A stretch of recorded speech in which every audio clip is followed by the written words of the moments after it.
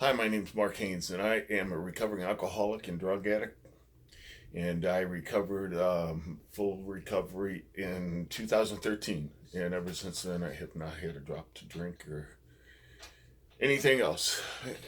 But what I wanted to do is take a couple minutes and tell you what I am starting. I am starting to try to give back.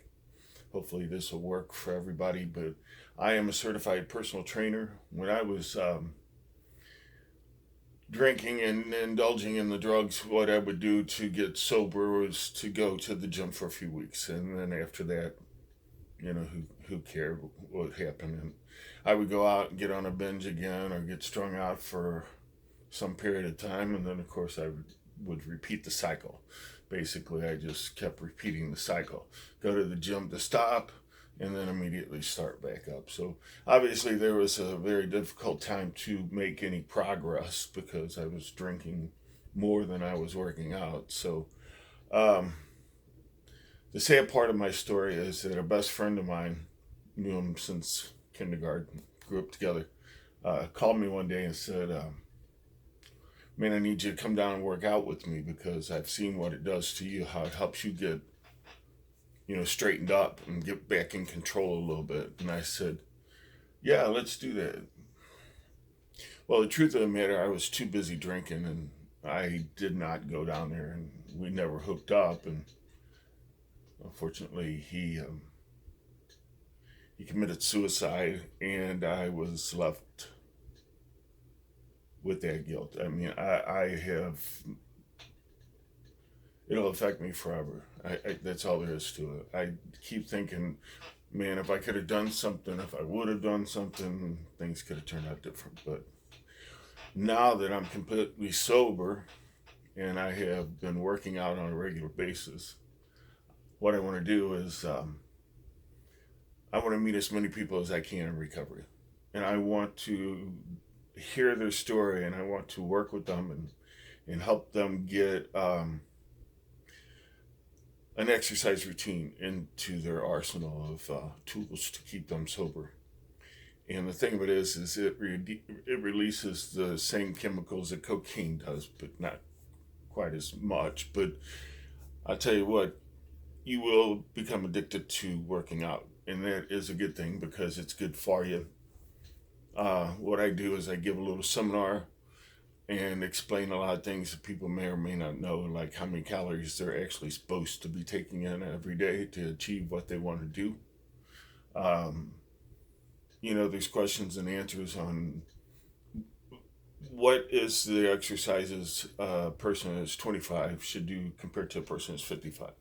So I discuss a lot of different topics during the seminar, and then I have a question and answer.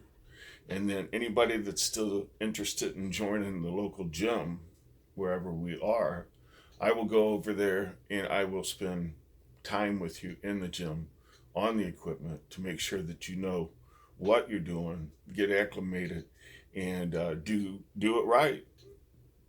I mean, honestly, what I've always felt is I put so much effort into it, I should do it right and get the most bang for my buck because I don't want to go in there and just waste my time. I mean, I love going to the gym, but the progress is what is gratifying. That's, to be honest, the progress is what's gratifying. Um, Going to the gym is great. You know that that's why you're going is to see results, and once you start seeing results, then it's great, and you'll be addicted to it. You'll start thinking about what to eat, when to eat, how to eat, clean up your diet, and get more rest than what you were, and plan your workout in your head. So what happens is you spend a lot of time and energy just thinking about your workouts.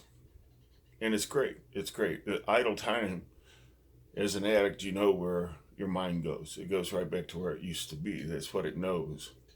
There's such thing as brain plasticity. And basically what they explain that is if you go through the woods every day, there's a path that's worn, that's easy to travel, and it's just smoothed out. But imagine going there one day and a tree falls over this path. Now, what you have to do is you have to find a way around the tree and make a new path.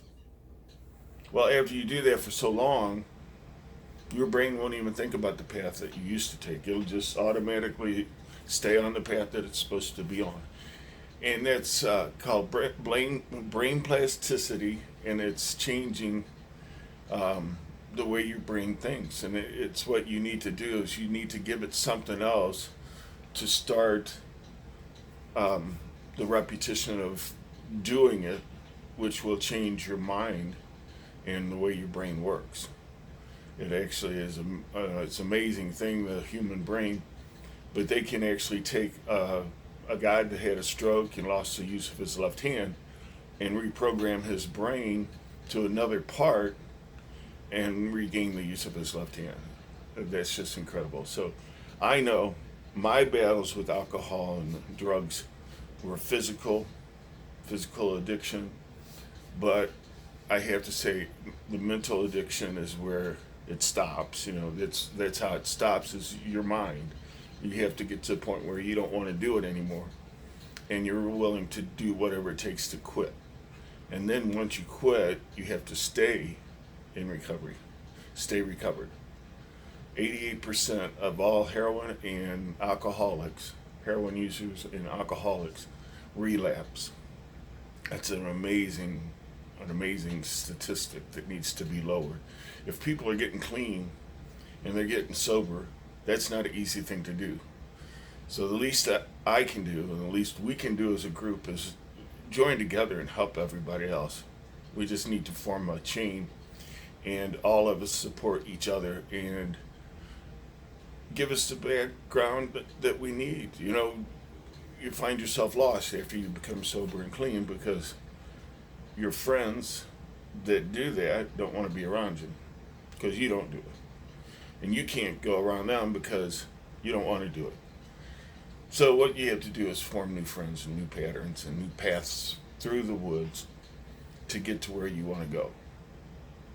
Now, my website is bentnail.net. Again, it's bentnail.net. And what it is it's a metaphor for an addict that is bent. An addict is like a nail that's bent. All you need to do is straighten it out, and it's as good as new. So what we want to do is we want to take the nails that are straightened out and just try to help them stay straight.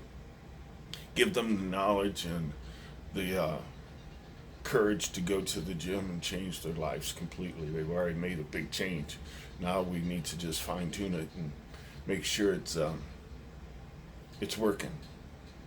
And I'm not trying to replace any of your meetings or any of the therapy that you are in that got you clean and sober.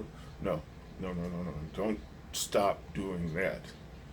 But let's go to the gym and get together and maybe play a volleyball, get a volleyball team, a softball team, a golf team. I will show you how to train for each sport that you want to train for, or just strength training in general. So let me meet you and let me see what your requests are, and I will come to you.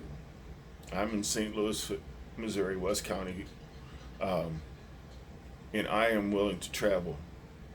I don't care if you got a group of 3 or more. I will travel to you, give the seminar for free, and then I will go to the gym with you for free and get you acclimated and get you going. Now, I think that you need to have 3 people because that makes it more fun. We're not in competition. We're not going to try to set records. But if we've got a group of people that we go with and everybody enjoys it, it's just that much more fun. It shouldn't be a punishment. It should be a fun time. So look me up, bentnail.net. My contact information, I've got a contact page. I have a email address and actually my phone number on there too. So let's get together and let's do some exercise. Thank you. Talk to you soon.